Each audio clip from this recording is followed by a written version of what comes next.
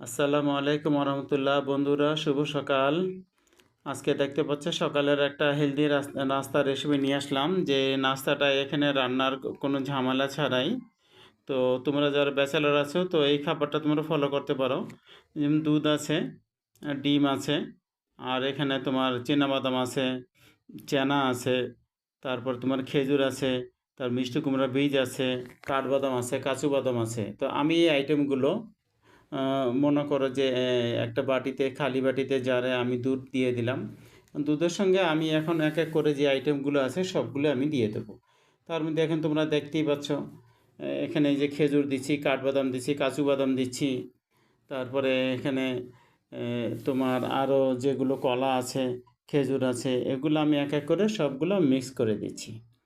তো এখন এই যে সঙ্গে দেব চানা বোর্ড, যেটা অঙ্কুর গজানো।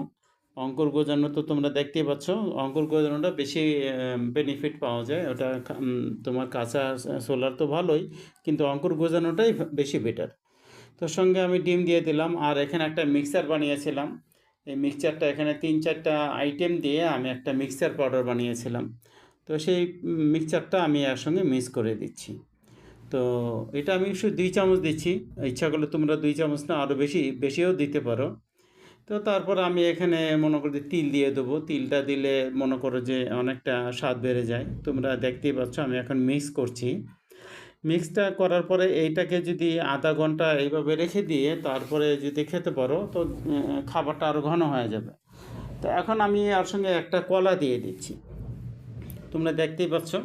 তো কলাটা দেওয়ার পরে তোমরা যদি ইচ্ছা করে এর সঙ্গে তোমরা মধু অ্যাড করতে পারো। যদি মধু অ্যাড না করো তো তোমরা এইভাবেও খেতে পারো। তো এইভাবেই অনেকটাই সুন্দর দেখা যাচ্ছে, যে খাবারটা 20 মিনিট আধা ঘন্টা পরে খেতে পারো, খাবারটা আরও গাঢ় হয়ে যাবে। তো আশা করি তোমাদের এই খাবারটা তোমাদের পছন্দের একটা খাবার হবে, তোমরা এরকম খাওয়ার চেষ্টা করো। তো সবাই ভালো থাকো, সুস্থ থাকো, এই প্রত্যাশায়। আল্লাহ হাফেজ।